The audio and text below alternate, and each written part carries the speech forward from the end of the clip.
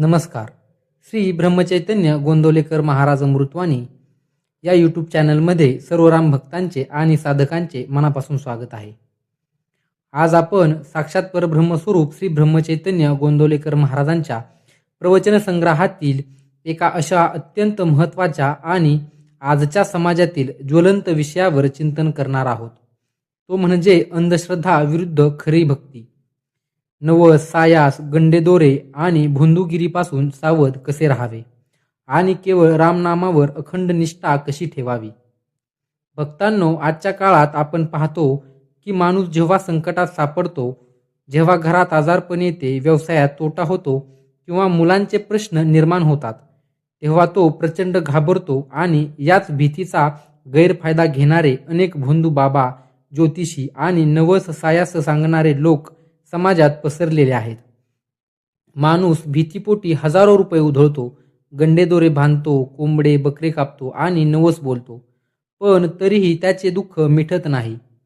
श्री गोंदवलेकर महाराज अतिशय कडक शब्दात आणि करुणेने समजावून सांगायचे, अरे बाबांनो, नवस सायास करून किंवा गंडेदोरे बांधून जर नशीब बदलले असते तर जगात कोणीच दुःखी राहिला नसता. तुमचे प्रारब्ध आणि दुःख केवळ आणि केवळ साक्षात रामरायाची कृपा आणि रामनामाचा जपच मिटवू शकतो. चमत्काराच्या मागे धावू नका, ज्ञानयुक्त श्रद्धा ठेवा आणि कोणत्याही बाह्य ढोंगाला बळी पडू नका.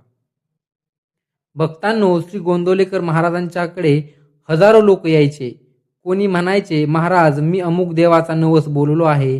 कोणी म्हणायचे, मी गंडेदोरा बांधला आहे. यावर साक्षात परब्रह्म श्री गोंदवलेकर महाराजांनी दिलेले उत्तर हे अंधश्रद्धेच्या छताडावर प्रहार करणारे होते.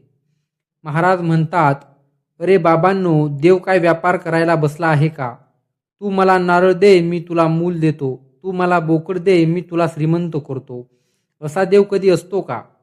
जो संपूर्ण विश्वाचा मालक आहे, त्याला तुमच्या नारळाची किंवा बकऱ्याची काय गरज आहे? महाराज पुढे अत्यंत सोप्या भाषेत समजावून सांगायचे, माणूस नवस बोलतो कारण त्याच्या मनात स्वार्थ असतो. माझे हे काम झाले तरच मी तुझ्या दर्शनाला येईल. हा देवासोबत केलेला सौदा झाला, भक्ती नाही. खरी भक्ती आणि श्रद्धा तीच असते जिथे कोणतीही अट नसते. रामा, तू मला जसे ठेवशील त्यात मी खुश आहे, पण माझे मुखातून तुझे नाव सुटू देऊ नकोस. याला म्हणतात खरी निष्ठा. महाराज अत्यंत मार्मिक प्रश्न विचारतात. जर नवसाने गोष्टी झाल्या असत्या तर जगातल्या सर्व डॉक्टरांची आणि कष्टांची गरजच उरली नसती. दुःख हे तुमच्या कर्माचे फळ असते. ते भोंदूगिरीने मिटत नाही तर नामाच्या बळाने आणि हसतमुखाने भोगल्यानेच संपते. जो तुम्हाला भविष्याची भीती दाखवून पैसे मागतो किंवा चमत्काराचे आमिष दाखवतो, तो कधीही साधू किंवा संत असू शकत नाही. संत फक्त भगवंताचे नाम देतात, पैसे किंवा चमत्कार विकत नाहीत. महाराज ज्ञानयुक्त श्रद्धा आणि अंधश्रद्धा यातील फरक स्पष्ट करतात.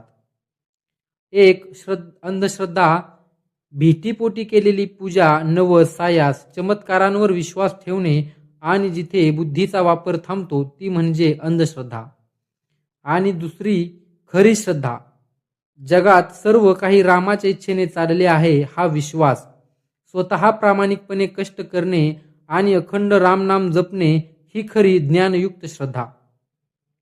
महाराज सांगायचे, तुम्हाला कोणत्या ज्योतिषाकडे किंवा गंड्या दोऱ्याकडे जाण्याची मुळीच गरज नाही. ज्या माणसाच्या जिभेवर अखंड श्रीराम जय राम जय जय रामचा जप चालू आहे, त्याच्या पाठीशी साक्षात ब्रह्मांडरायक रामराया उभा असतो. त्याला जगातील कोणतीही वाईट शक्ती, ग्रहदोष किंवा वाईट नजर स्पर्शही करू शकत नाही. महाराजांनी या ठिकाणी सच्च्या साधकाची एक पंचसूत्री दिलेली आहे. 1. नवस सायास सोडून द्या.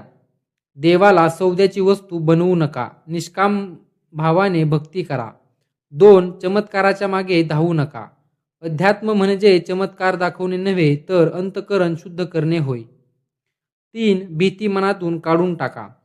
भविष्याची भीती बाळगू नका, रामावर पूर्ण भरोसा ठेवा. 4. कष्टाला नामाची जोड द्या. आजारी पडल्यास औषध घ्या आणि व्यवसायात प्रामाणिक कष्ट करा, सोबत रामनाम जपा. 5. केवळ रामनामावर निष्ठा. दुसरे कोणतेही मार्ग शोधण्यापेक्षा केवळ एका रामनामात स्वतःला झोकून द्या. तर भक्तांनो, महाराजांचा हा अंधश्रद्धा दूर करणारा दिव्य उपदेश तुम्हाला कसा वाटला? आजपासून सर्व भय सोडून केवळ रामनामावर निष्ठा ठेवण्याचा संकल्प तुम्ही करणार का? हे कमेंटमध्ये नक्की सांगा. व्हिडिओला एक लाईक नक्की करा आणि कमेंट बॉक्समध्ये श्रीराम समर्थ किंवा श्रीराम जय जय राम लिहून आपल्या चॅनलला सबस्क्राईब करायला विसरू नका. बोला श्री ब्रह्मचैतन्य गोंदवलेकर महाराज की जय.